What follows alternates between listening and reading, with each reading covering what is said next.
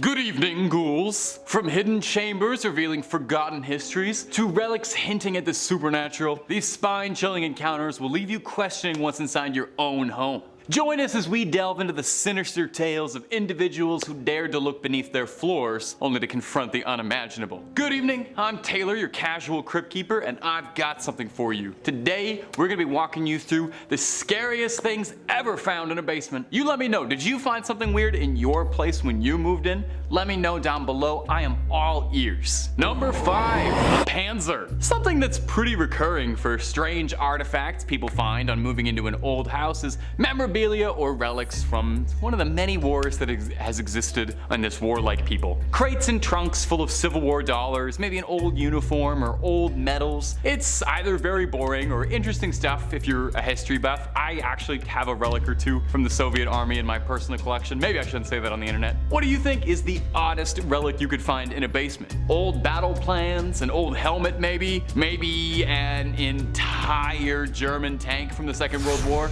In 2015, authorities were called to the attention of an 84-year-old retiree living in Heikendorf because his neighbors were suspicious about the things they thought that they'd seen in his home, referring to paraphernalia from a certain group of troublesome nationalist socialists that YouTube doesn't like me talking about. Owning memorabilia from this infamous political party, we all know the one, can carry a criminal charge in some countries and is generally pretty frowned upon in most parts of the world, even if you're telling people you're just a big Wolfenstein fan. Well, if owning a hat with the logo on it is already close to illegal, imagine owning one of their weapons of war. There's actually significantly more laws restricting the ownership of World War II weaponry than you'd expect, surprisingly. There's no specific legalese for what to do if you happen to find a fully functional, nearly 80-year-old steel titan of rolling thunder and war in your neighbor's basement, though. Among the collection, is for lack of a better term, included torpedoes and multiple munitions and weapons. It took 9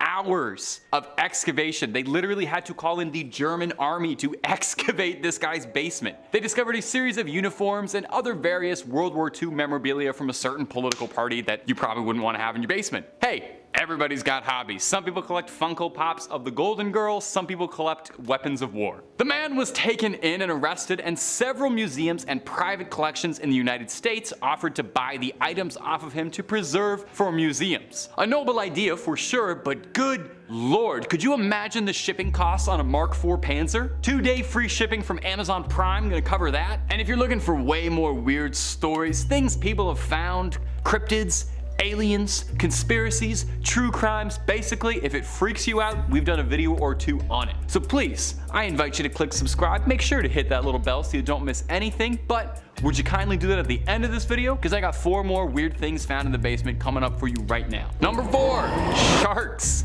They say you need to be a shark to make it in the cutthroat world of real estate. I think that's speaking metaphorically, but I've been wrong before. Perhaps sometimes people take that a bit too far. In 2019, a 38-year-old in New York was arrested after suspicions that he was doing something strange with sharks when locals in the neighborhood noticed that he had several undergrown sandbar sharks in the back of his truck. Now, 1 or 2 sandbar sharks. When asked, he pleaded guilt to reselling the sharks to private buyers. I would have folded immediately too. I have zero idea how you can explain yourself when the cops ask why you have a bunch of sandbar sharks in your back seat. Well, as if that wasn't nearly enough hot water, things only bubbled up more when the NYPD shipped up to his house and discovered those sharks in the back seat were just the starter sharks. Inside his home was an above-ground pool in the basement containing 7 live sharks and several not as alive sharks. Whether or not they were snacks for the other sharks or just sharks that didn't make the cut, not particularly clear. Now,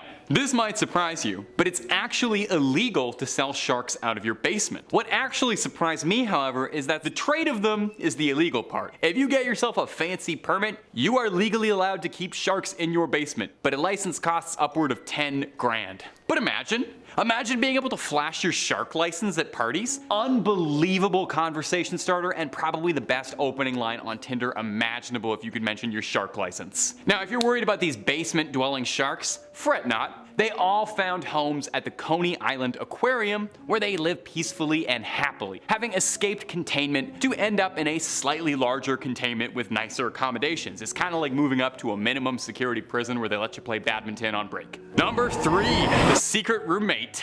Do you have roommates? The odds are decent if you're a young adult watching this video, you probably do. Millennials all live with 14 other people in a house where no one's doing the dishes and we're all stealing the Wi-Fi from Ben's parents. Roommates can be fun. Nice to have someone to split a pizza with and watch Eraserhead after partaking in some stuff. But sometimes a roommate can be a total nightmare. Doesn't clean up after the shower, late on rent, secretly squats in your basement like the Phantom of the Opera. In 2013, a group of Ohio State students discovered, I'm gonna say this, probably the worst thing you could find in your basement, an extra roommate that none of you knew was living there illegally. Initially, they thought it was a joke.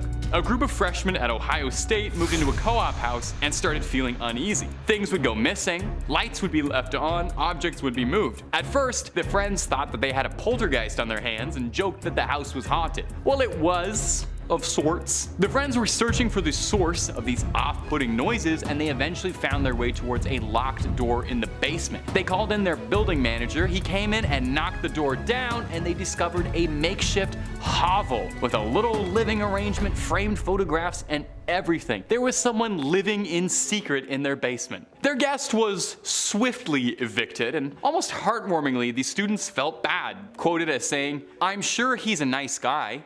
I feel bad he was evicted, he just wasn't supposed to be there." The scariest part of all of this is that the leasing company hadn't changed the locks in years, or asked for any keys back from any previous tenants, which was how their guest was able to get back in and sleep over for so long. Who knows how many other people could have had keys? It's a good thing it ended as benign as it did. Number 2, 1,200 skeletons. Some people have skeletons in their closet. Secrets better left unsaid and undiscovered. I'll never tell you what's in my closet. Some of us have significantly more skeletons in their closet than others, like famous founding father Benjamin Franklin, who had roughly 1,200 bones in his closet. Bizarrely. Philadelphia's second most beloved man after Frank Reynolds, Benjamin Franklin, lived in a modest home in London at 36 Craven Street. In 1776, Franklin would pack up and move out of Craven Street. There was like some new country that was getting made or something. I can't really remember the name. I don't feel like there's any records of it. I don't know if anyone knows about this. Comment if you know what that means. Well, some 200 years later in 1998, conservationists were repairing 36 Craven, looking to turn Franklin's old bachelor pad into a museum, but perhaps they should consider a haunted house attraction instead, because they discovered a meter-deep pit in a windowless room beneath the garden containing 1,200 bones. Forensic evidence suggested the bones were centuries old, lining up with when Franklin was alive. Was the founding father secretly doing Dexter Morgan stuff in his basement? He was a Freemason. Was he involved in terrifying rituals? And if Assassin's Creed 3 is to be believed as historically accurate, which I'm sure it is, he was involved with an ancient conspiracy of assassins. Now, before you raise your pitchforks at this fast-talking Canadian for besmirching one of the founding fathers, it's actually more understandable than you think. It's pretty freaky, but it's understandable. You see, back in the day, the study of anatomy was kind of frowned upon and looked down on as being grisly and unpleasant and not fit to rub elbows with proper society. So, surgeons and doctors had to turn to grave robbing to get cadavers. Franklin's spot was a safe spot for his friend and protege, the young William Hewson, an up-and-coming surgeon. The place was secure, clandestine, and owned by a trusted friend, so Hewson would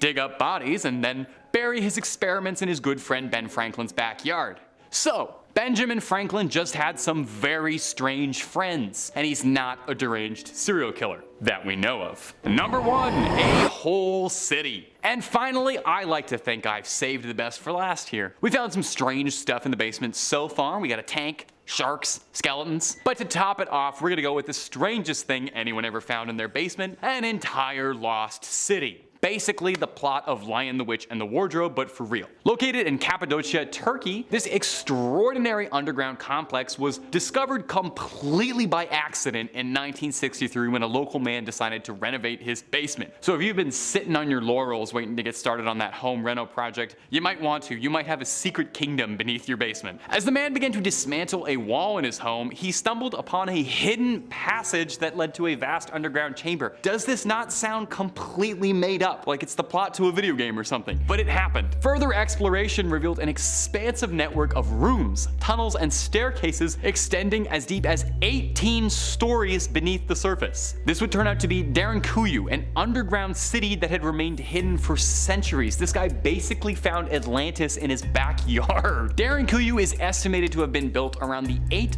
century. That's a long time ago, and was used by these ancient inhabitants as a sanctuary and refuge during times of persecution. The city was designed to accommodate thousands of people, featuring living quarters, kitchens, stables, chapels, ventilation shafts, even a sophisticated water system. It's believed that Derinkuyu could have provided shelter for up to 20,000 people along with livestock, ensuring their survival during extended periods of isolation. They would have loved quarantine down there. This discovery shed light on the resourcefulness and advanced engineering skills of its creators. This precision, complexity, and architectural planning involved in such a vast underground settlement were amazing achievements for their time. And some guy just discovered it by accident because it was in his backyard. That's maybe my favorite fact I have ever learned on this channel. Now, the whole real reason behind it is still a topic of speculation. Some people suggest it was primarily for defensive purposes, with its hidden location providing protection against possible invaders, while as others have proposed that it might have served as a center for religious or ceremonial activities because of how many chapels and religious iconography are on its walls. Or maybe it was just like a secret city and they were doing like a Bioshock thing and all the best and brightest were hiding out there from away from society. Anything's equally likely. When you go home tonight, or if you're at home already, I would start knocking on some of the walls or knocking on the floor just in case you have a secret kingdom hiding away. Well, that's about all she wrote for this one, my ghouls and goblins. Thanks so much for watching. It was a ton of fun. You keep on creeping on now. I'll see you in the next one, okay? Take it easy.